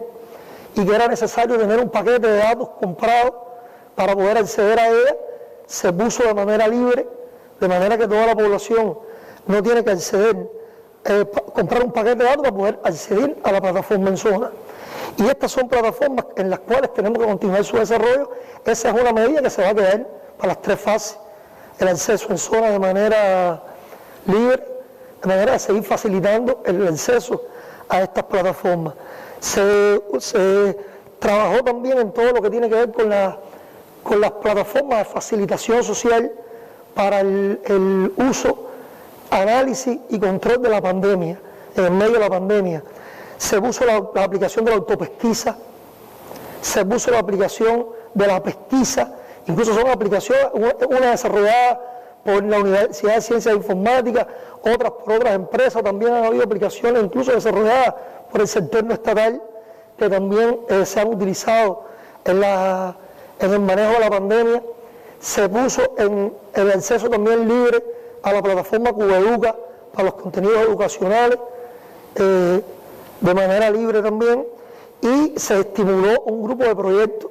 Por ejemplo, la Universidad de La Habana tiene un interesante proyecto, la Facultad de Física de la Universidad de La Habana con otras facultades, para el estudio de la movilidad de las personas, utilizando datos, parámetros de la telefonía móvil y salvaguardando los datos de privacidad y cumpliendo los datos de privacidad de las personas. Es un proyecto que se ha hecho por varios, en otros países del mundo también, pero que da idea de estudios de movilidad.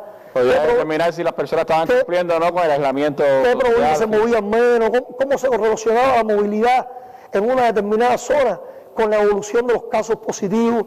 Todo lo que tiene que ver también con la industria biotecnológica, la industria de medicamentos, el apoyo de la informática a esta industria.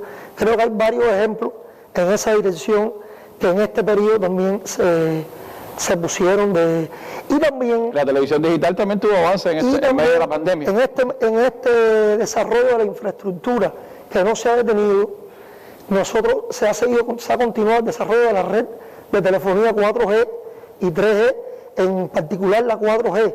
En este periodo, recordar que cuando estuvimos en febrero, que también tuve la oportunidad de estar en febrero, una hora en la mesa redonda, en el momento en que estábamos haciendo el balance de los diferentes sectores del año 2019 en el país, hablamos de cómo empezaba la 4G, que fue prácticamente un proceso que empezamos a finales del año pasado, las primeras infraestructuras. Esa infraestructura la hemos ido desarrollando en este periodo, no se ha detenido. Creo que ha sido un trabajo de los trabajadores, valga la redundancia, los trabajadores de Texas, de continuar montando esta infraestructura. Y hoy tenemos todavía un porciento relativamente pequeño, pero ya el 24% de los suscriptores del país están en un área con cobertura de 4G, lo cual fundamentalmente la ciudad de La Habana, las capitales de provincia y poco más de 50 municipios, 56 municipios en el país que ya tienen el servicio de 4G. Y este servicio se va a continuar estimulando, incluso la próxima semana, que es una de las preguntas que la población me ha hecho en las redes sociales hoy. Ministro, usted va a anunciar nuevos paquetes de telefonía móvil. Nosotros sabemos la demanda que tiene este servicio, se lo hemos explicado siempre a la población transparentemente, y creo que la próxima semana ETELSA va a hacer un grupo de ampliaciones en los paquetes de 4G, los bonos que tienen los paquetes de 4G para usarlos en áreas 4G, y además algunos paquetes nuevos, pero para las zonas 4G, que es donde tenemos la capacidad de infraestructura. Para poder ampliar para poder también darle más servicio a esa área, a los suscriptores, a la población, y también tiene un beneficio el área 3G, porque sacando tráfico de la red 3G hacia la red 4G, también puede mejorar la calidad del servicio de la red 3G, donde seguiremos haciendo inversiones. Yo siempre le digo a los compañeros nuestros, no hemos llegado a donde queremos, pero no nos hemos detenido. Estamos moviéndonos constantemente en la dirección de ir avanzando, y a medida que vayamos avanzando en la infraestructura, vamos a ir haciendo más asequibles también las tarifas, vamos a ir haciendo más asequibles los tamaños de los paquetes. Solamente hay un dato que ETELSA publicó, y es un dato que yo digo que no es todavía con toda la oficialidad, porque nosotros estamos definiendo ahora un grupo de indicadores para medir el programa de informatización del país, la calidad del servicio en el programa de informatización que tenemos. Y al cierre de diciembre del año pasado, un teléfono móvil como promedio hace solamente 5 meses consumía en tráfico de datos 700 megas, y hoy en mayo ya está el promedio de los teléfonos móviles en 1,7 gigas de consumo de datos. Es otro dato interesante que da idea de cómo este periodo ha movido información. Está el tema de los portales de los organismos, del programa del gobierno electrónico. Se ha cuatriplicado en las visitas en los portales de los organismos en 5 meses, se han duplicado en los portales de los gobiernos territoriales, la población buscando información, accediendo a la información, y se experimenta un consumo. En la radio y la televisión, que tú preguntabas, es una infraestructura que también en el medio de la pandemia ha continuado su desarrollo. Los compañeros de la empresa Radio Cuba, los trabajadores de Radio Cuba, han montado en este periodo 60 nuevos transmisores de televisión digital, ampliando la cobertura de la televisión digital en definición estándar a un 76% de cobertura poblacional, y en alta definición a un 45%. Y se implementaron pues nuevos canales de alta definición que se conocen por la población como el HD3 y el HD4. Ya habíamos explicado el 1 de abril también que se aumentó en 1 hora la programación de las teleclases, de conjunto con nuestros compañeros del ICRT, que son nuestros colegas de trabajo en el sistema de la radio y la televisión, porque todo lo hacemos de conjunto con ellos. Ellos producen los contenidos y el sistema nuestro los transmite, los transporta y los transmite a cada lugar. Y se puso también la programación del canal Russia Today en español, y actualmente empezó la programación de los 2 nuevos canales HD3 y HD4. Son cuestiones, diríamos, discretas, modestas, pero que muestran el resultado de un trabajo y de un avance, y también el esfuerzo de los trabajadores de nuestro sector en el medio de esta pandemia, donde hay sectores que han tenido que detener su ritmo a partir del aislamiento. Por ejemplo, el sector educacional, la gente está estudiando en su casa, pero no está en la escuela. Pero el sector nuestro se ha mantenido trabajando prácticamente de completo en función de poder ir creando capacidad, ir optimizando las capacidades existentes, y eso ha sido una línea de trabajo principal. Y fue el elemento principal, por supuesto, para poder mantener informado a la población de conjunto con los medios de comunicación. Es algo vital, esa vitalidad de las comunicaciones en el país. De la concepción que tienen del plan de recuperación, ministro, ¿cuáles son las medidas que se mantendrán a lo largo de las 3 fases? Mira, nosotros tenemos la mayor parte de las medidas que se tomaron en el sector de las comunicaciones, se tomaron en total 29 medidas. La mayor parte de las medidas se mantienen para las 3 fases, o sea, de ellas 16 se mantienen para las 3 fases. No son exactamente las que están, las que van a salir, porque hay algunas que están unidas. Yo estoy hablando de las medidas en total, y eso significa que son medidas que llegaron algunas para quedarse en las 3 fases por la importancia que tiene.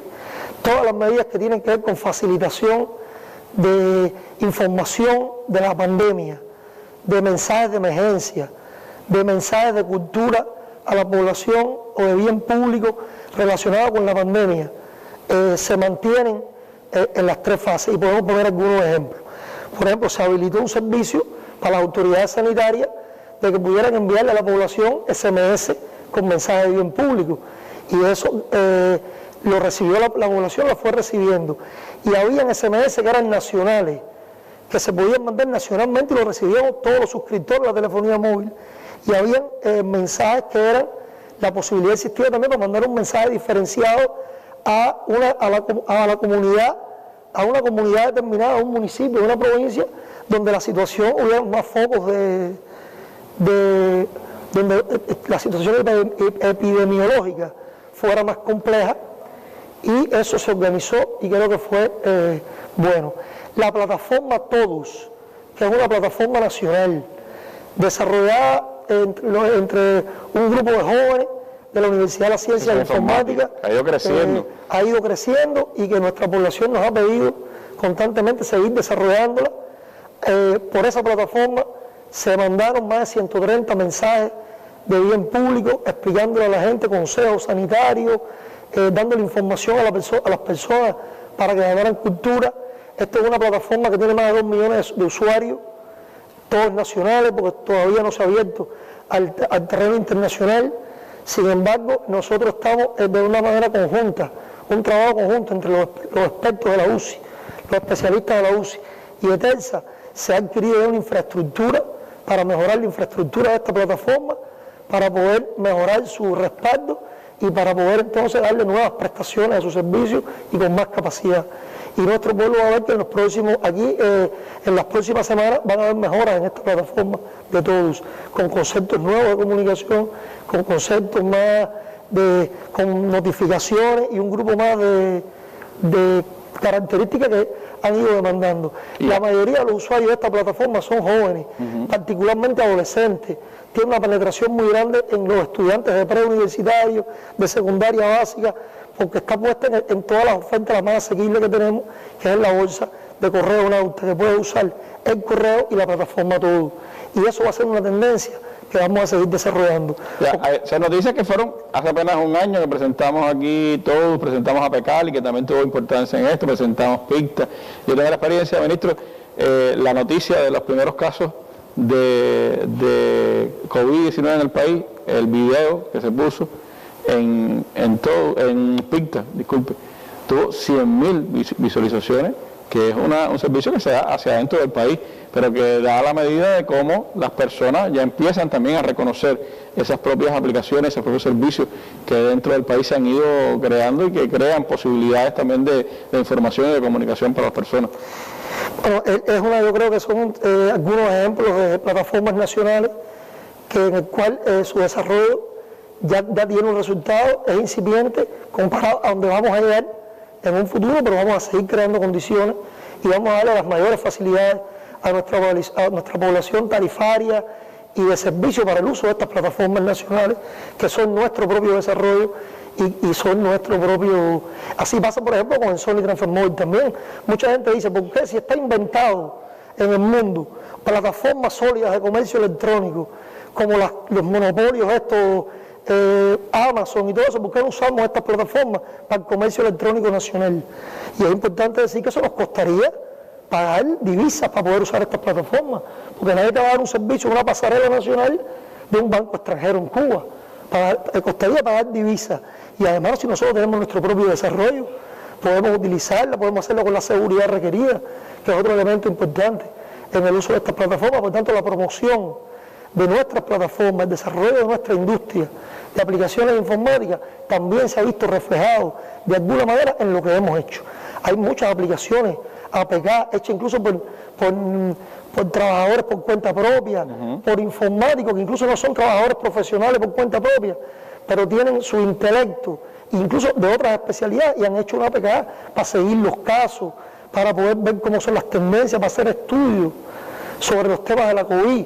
Creo que se ha puesto de manifiesto el talento que hay en nuestro país y para nosotros es una de las cosas más interesantes que hemos visto en esta etapa, cómo se ha movilizado toda nuestra población en función de esto, utilizando coherentemente los recursos de los que hemos dispuesto en materia de comunicaciones. ¿Qué va a pasar con las tarifas telefónicas, con las tarifas de la telefonía móvil? Se mantiene también todo lo que es el pago de factura para las tres fases. Se mantiene todo lo que tiene que ver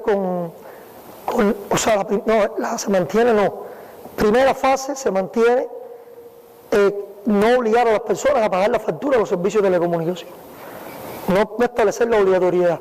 Ya la obligatoriedad se establece en la segunda y en la tercera fase, a partir de la segunda fase. Pero hay un dato que quiero dar que es muy importante, y es que aún en las condiciones de la primera, de que no se ha obligado a las personas a pagar las tarifas de los servicios de telecomunicaciones, sobre todo el teléfono residencial y otro, el 68% de los suscriptores de la telefonía fija residencial, que son 1.056.000 viviendas en el país, han pagado esta factura.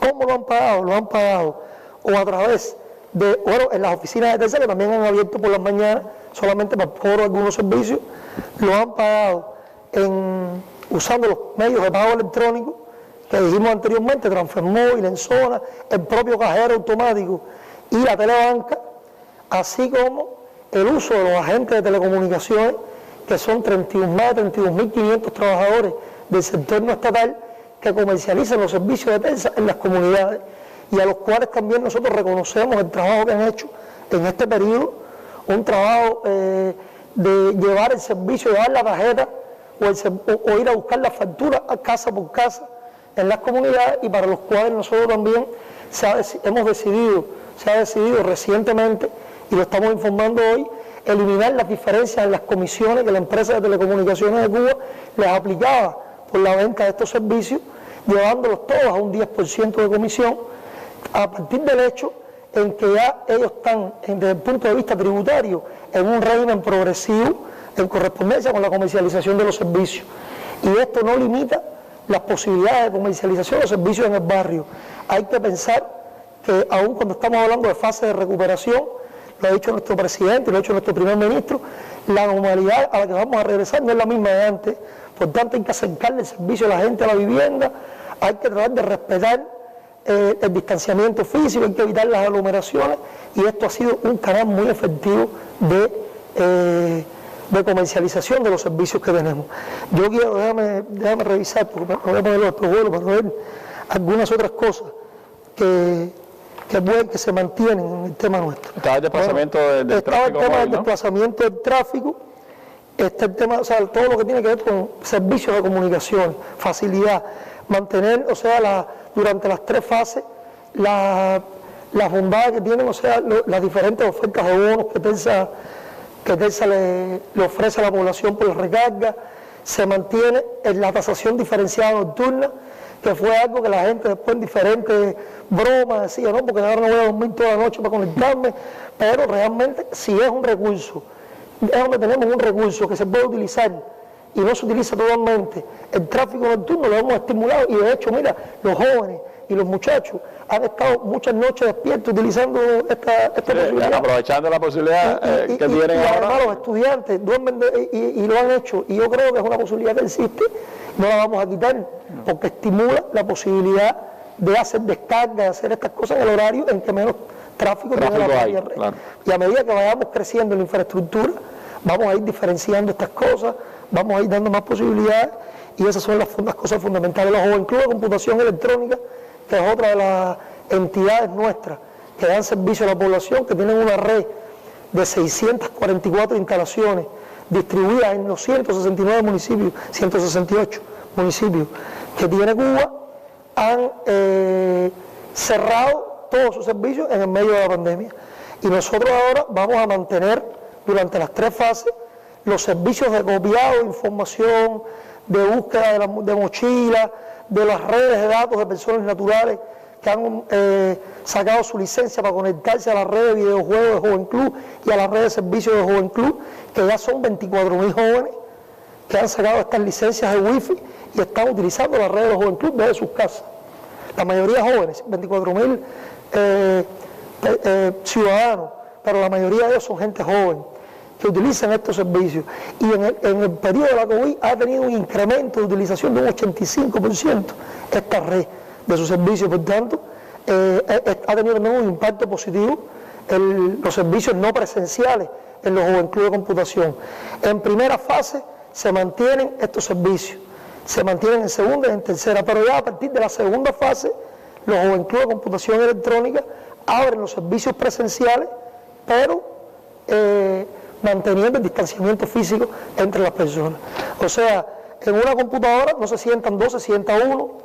En los lugares donde hay zonas o áreas wifi dentro del Joven Club va a ser limitado a lo que está establecido entre un 30 y un 50% de la capacidad del local, lo mismo que se ha hecho para otras actividades en el país, y creo que esa es la responsabilidad que tenemos en poder preservar a los niños y a los jóvenes, que son fundamentalmente los que usan este servicio de Joven Club. Pero vamos a hacer un breve alto, ministro, para coger un refresco y viramos para seguir hablando de estos temas que son tan interesantes y que tienen, por supuesto, otros componentes, Correos de Cuba, otros servicios que el Ministerio de Comunicaciones brinda en el país y cómo se van a adecuar también otros en cada una de las tres fases. Hacemos un breve alto y regresamos de nuevo con ustedes.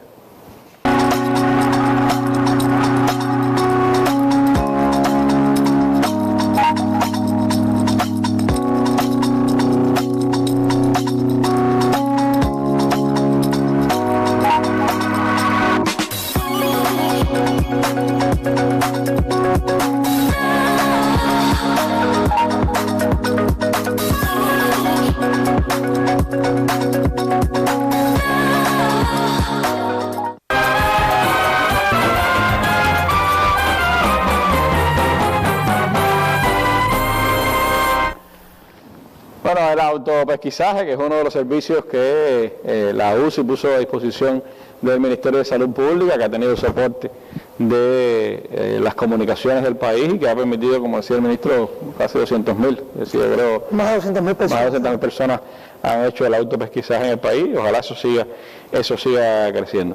Le preguntaba ahorita sobre el tema Correos de Cuba, que es uno de los servicios que también tiene un impacto importante en la población, que además, bueno, entre otras cosas, ha empezado un nuevo periodo también con la prensa. Ya tenemos la prensa a color de Camagüey hacia acá, ya será también en el oriente, pero bueno, ¿qué servicios estará brindando en estas tres fases Correos de Cuba? Y después podemos entrar entonces en ir diferenciando por cada una de las fases qué adecuaciones tendrán todos los servicios del Ministerio de Comunicación.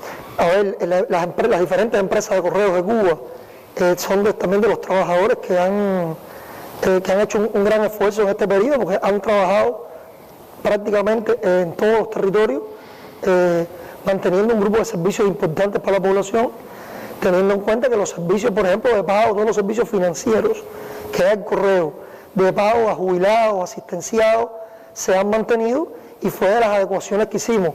Las oficinas comerciales de correo, al igual que la DTS, trabajaron las mañanas en correspondencia también con lo indicado por los consejos de defensas provinciales, y siguieron dando estos servicios. También el traslado y la distribución de la prensa desde los poligráficos hasta las casas en este periodo de la prensa, los periódicos, las publicaciones que reparten, y se pagaron todos los servicios de envío de correspondencia, teniendo en cuenta que el correo tenía relaciones de intercambio de correspondencia y de bultos con 192 países, y todos estos países, a partir de la suspensión de los vuelos, cesaron toda la llegada de correspondencia, se solamente acumulándose en un inicio la paquetería que llegaba por vía marítima al país, fundamentalmente por vía marítima, y que se llegaron a acumular en un momento determinado 70.000 paquetes, alrededor de cerca de 70.000 paquetes de carga no comercial, que en un momento determinado se autorizó a distribuirla, pero llevársela a las personas hasta su domicilio. Y empezó ese proceso, eso fue en el mes de mayo, donde se aprobó esa medida, y eso es una medida que se mantiene, la distribución de los paquetes, se mantienen en la primera fase los servicios de financiero, los servicios, su participación en la distribución también, en el comercio electrónico, como explicó la ministra presidenta del banco, y se mantiene todo lo que tiene que ver con la distribución de paquetes. Ahora, las oficinas y ahora los servicios habituales del correo, ¿cómo se van a ir recuperando? Depende, está muy relacionado a la recuperación del transporte en las 3 fases.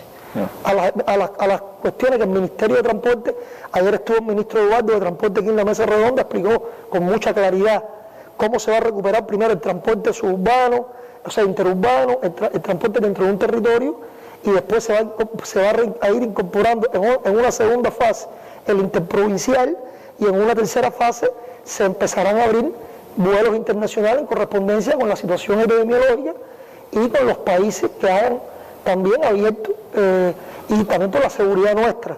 Por tanto, el correo va a estar en dependencia de eso, y en dependencia de eso vamos a ir creciendo con los servicios de correspondencia. Lo que vamos es a ir informando a la población en cada una de las fases a través de los sitios nuestros, del portal del Ministerio de Comunicaciones, del portal de Correos de Cuba. Vamos a irle informando a la población qué países en tercera fase, por ejemplo, qué países recuperan ya sus vuelos, o en segunda fase, cuando empiece el transporte interprovincial, a partir de qué momento se puede ya empezar a mandar la correspondencia interprovincia. Cuando esto ocurra, ya las personas pueden ir a poner sus bultos para mandarlo de una provincia a otra, o la correspondencia de una provincia a la otra. Pero es una entidad también que yo creo que es justo reconocer el trabajo que ha hecho en este periodo, y el impacto que ha tenido su trabajo, porque nosotros, incluso con los carteros, que tenemos 2.500 carteros en el país, como parte del servicio de correo, que se montan en una bicicleta y llevan el periódico a las casas, ese es un servicio que no se ha detenido, a pesar de que algunos son de avanzada edad, que algunos tuvimos que mandarlo a la casa para protegerlo, y que hacer entonces su trabajo con otros, y todo eso ha formado parte del trabajo en este periodo.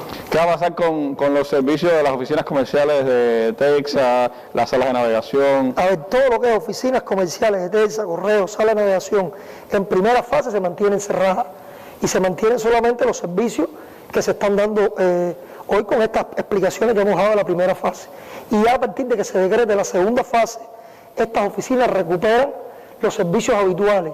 Hoy estas oficinas abren solamente por la mañana para un grupo de servicios básicos de comercialización que son habilitantes para mantener las comunicaciones, venta de tarjetas, habilitación de líneas móviles, problemas muy puntuales con la habilitación de comunicaciones.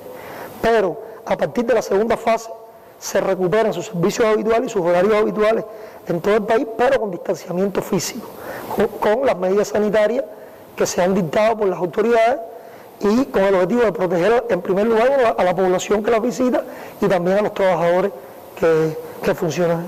En el caso del pago de las facturas, ¿cómo se concibe la implementación ya, el restablecimiento de ese pago de todas las facturas diferentes que hay en el servicio de telecomunicaciones? Hay un grupo de medidas que se tomaron que están relacionadas con no obligar a las personas a salir de la casa a pagar una factura, a hacer un trámite, a resolver el vencimiento de una línea o de un servicio, y todo eso se va a ir recuperando. En primera fase se mantiene todo sin dificultad, o sea, sin la obligatoriedad. Nada de esto va a vencer, incluyendo no es obligado a pagar la factura telefónica, sino las personas que no la han pagado por los medios anteriores van a seguir acumulándola, y a partir de la segunda fase entonces, lo que es factura telefónica y ciclo de vida de las líneas móviles, se establece la obligatoriedad o de pagarla o de alargar ese ciclo. Y a partir de la tercera fase, entonces se establece el ciclo de vida de las cuentas permanentes nautas, que tienen 360 días de ciclo de vida. El que no le haya puesto dinero en 360 días tiene que ponerle dinero, utilizarla o pierde la cuenta, porque no se puede guardar en los servidores más de un año una cuenta que no se utiliza, ocupa un espacio en un servidor. Y así mismo pasa con la garantía de los equipos comprados en la red de telecomunicaciones, que en primera y segunda fase se alarga su ciclo de vida, pero en tercera fase ya hay que ir a los talleres a reclamar su garantía y resolver si hay algún problema, porque a partir de ahí empiezan a contar nuevamente los días de garantía que se habían dado, que se habían alargado. O sea, el servicio de Nautabar, que había habido varias facilidades de tarifas, de prórroga, de utilización del servicio. Para el servicio Nautabar se han dado un grupo de ofertas de facilitación en este periodo, se mantienen en la primera fase, adicionales al propio servicio. Eso, a partir de la segunda fase, vuelve a sus tarifas habituales y a las condiciones habituales. No obstante, la empresa de telecomunicaciones de Cuba va a evaluar otros periodos del año en que se puedan reactivar estas ofertas y estos servicios con el objetivo de ir haciendo más asequible a la población este servicio, que además es limitado, como hemos hablado otra vez, a 160.000, a red de 160.000 hogares. Hoy disfrutan del mismo, porque no tienen una penetración como quisiéramos y como debemos tener en un futuro, a partir del uso de las tecnologías inalámbricas, que es a partir del año que viene, que vamos a empezar a trabajar ya en esa estrategia de utilizar las tecnologías inalámbricas para también llegar a los hogares con un servicio fijo inalámbrico, y no como lo hacemos hoy, que es utilizando el cobre, que no se puede, en todos los lugares no se ha podido generalizar porque no tienen las características del cobre necesarias para poder dar el servicio, o porque no hay suficientes puertas en la infraestructura de datos para poder dar este servicio. Y estamos dando este servicio donde las centrales telefónicas son más modernas o hay capacidades de datos en esas centrales telefónicas, y no podemos cambiarlas todas porque eso lleva recursos, y eso también es un argumento, yo creo, importante para compartir con los ciudadanos. Pero la tendencia mundial, que es el uso de la tecnología inalámbrica, pues nos pone a tono también con esa realidad. Hay también trámites, solicitudes, permisos que normalmente el Ministerio de Comunicaciones debe ofrecer y que han estado parados. ¿Cómo se va a hacer con esos temas? Por último, los trámites que el Ministerio de Comunicación ofrece de los que estatalmente está regulado en el país, o sea, para importación de equipos inalámbricos, uso del espectro radioeléctrico, redes privadas de datos de personas naturales, y un grupo de trámites que se hacen con las personas jurídicas, con las entidades, sobre uso de redes del espectro, licencias de telecomunicaciones y otros que solamente en este periodo se han dado por la vía digital a través de una plataforma de intercambio que nosotros tenemos, que se llama Visión y que está en el portal del Ministerio de Comunicaciones. Se vuelven a habilitar de manera presencial para los que lo deseen hacer presencial en las oficinas territoriales de la unidad presupuestada nuestra de control del espectro radioeléctrico, UPSER, que es donde se hacen estos trámites. No obstante, la idea que vamos a seguir trabajando, o la línea que vamos a seguir trabajando, es continuar estimulando la solicitud digital de estos trámites, que ya hoy casi el 50%, el 47% de estos trámites, la población lo está haciendo por la vía del portal del Ministerio de Comunicaciones, y las personas van solamente a recoger la licencia, después que ya la licencia está lista, a la unidad presupuestada, pero la solicitud del trámite la hacen por la vía del portal del Ministerio de Comunicaciones, y eso lo vamos a seguir estimulando en la etapa que viene post-COVID. Como usted demostró, durante todos estos meses ha crecido exponencialmente los servicios de datos, es decir, el reclamo de conectividad de la población, y eso ha implicado niveles que emergencias informativas como esta sin duda llevan. Eso no se mantiene en el tiempo, pero sí ya deja como un estadio más alto en el uso de los datos en el país. En medio de estas condiciones en las que vamos a enfrentar de crisis, de dificultades, de todas formas hay perspectiva, hay posibilidades de continuar ampliando la infraestructura tanto de televisión digital como de las comunicaciones a través de la red móvil. A ver, la infraestructura de 4G va a seguir, o sea, y la telefonía móvil va a seguir ampliándose al ritmo de las posibilidades económicas que tenemos. Eso es algo que siempre hemos explicado a la población con claridad, incluso en las condiciones actuales, en el medio de este crecimiento de demanda, donde los envíos aéreos son más limitados, el país tiene recursos más limitados en divisas para poder hacer importaciones. Es un reto, pero vamos a continuar el desarrollo de esa infraestructura, y los paquetes de 4G, que ya lo expliqué anteriormente, que a partir del lunes Telsa va a anunciar y que están en la línea de facilitar este servicio son el resultado de la ampliación que se ha hecho incluso en este periodo. Este periodo continúa, va a continuar y nosotros no nos vamos a detener y vamos a seguir informando a nuestro pueblo sobre este proceso, de cuántas radiobases, de cuántos transmisores, y vamos a tener que sortear momentos difíciles, pero vamos a vencer. Y yo creo que el agradecimiento nuestro a nuestra población, que de manera madura ha utilizado los servicios de comunicación en este periodo en función de elevar su cultura, de prepararse mejor para enfrentar esta pandemia que estamos enfrentando, así como para poder continuar intercambiando y mostrando en ello madurez, responsabilidad y aprendiendo todos los días más en este mundo del entorno digital o de la economía digital en que estamos creciendo, en que estamos desarrollando. Y por otra parte también un reconocimiento especial a los trabajadores del sector de las comunicaciones, de todas las empresas, de EXA, el Correo, de Radio Cuba, de Movitel, que ha mantenido los servicios de radiocomunicación en este periodo, de todas las empresas, hasta de la empresa de seguridad, que los trabajadores han tenido que cuidar las instalaciones, que es importante en este periodo, de las empresas de desarrollo informático, que muchos han trabajado con teletrabajo desde la casa, pero son hoy el continuo desarrollo que tienen los portales de gobierno y otros servicios digitales que se dan a la población. Y entonces nuestro reconocimiento a todo este sector, incluyendo al sector de trabajadores por cuenta propia, que se vincula al trabajo del ministerio, dígase los agentes de telecomunicaciones, los agentes postales y los programadores de equipos de cómputo que trabajan con nosotros.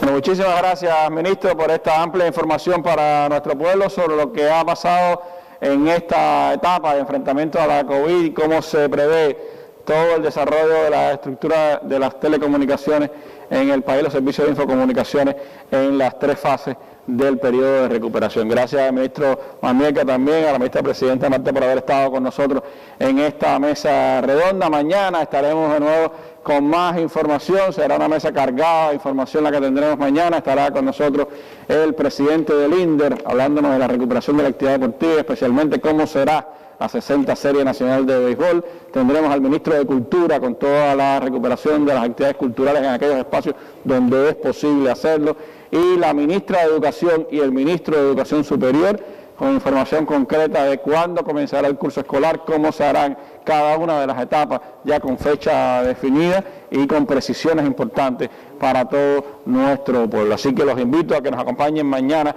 en nuestra mesa redonda. Y me quiero despedir con una canción que estrenamos hoy en nuestro programa. Guerrero Vencedor, del autor Ismael Prieto, una realización del joven cineasta y realizador de televisión Juan Carlos Travieso. Con ella nos despedimos, un homenaje a los médicos, al sistema de salud cubano. Guerrero Vencedor. Muy buenas noches.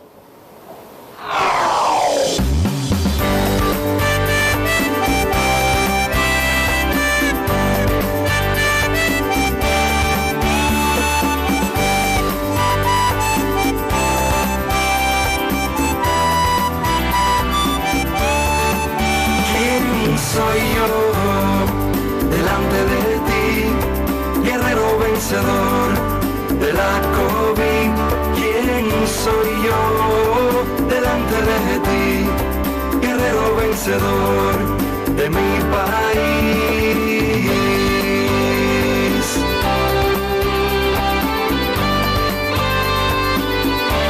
De mi país.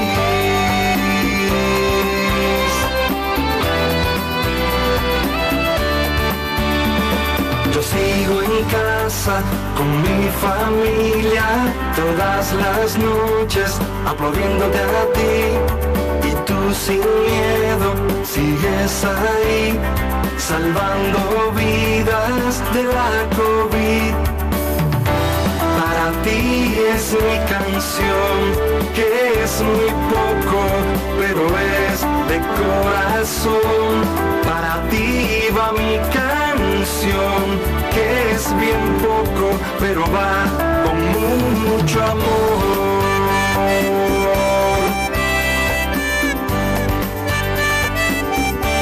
Con mucho amor.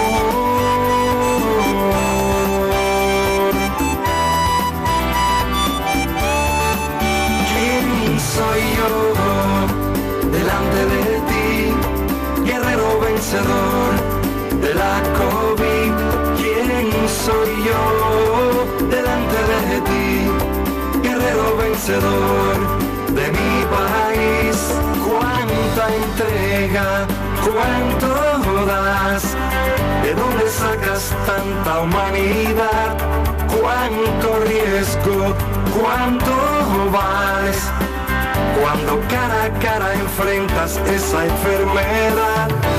Para ti es mi canción, que es muy poco, pero es de corazón. Para ti va mi canción, que es bien poco, pero va con mucho amor.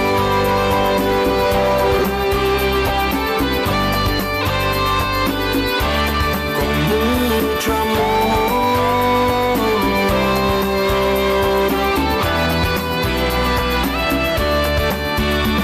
Para ti va mi canción, guerrero vencedor. Esto es un pequeño homenaje. Para ti va mi canción, guerrero vencedor. Para ti y para los que han luchado por mi nación. Para ti va mi canción, guerrero vencedor. Y para los que en todo el mundo han brindado su corazón. Para ti va mi canción, guerrero vencedor. Para los que han frenado de esta pandemia la evolución.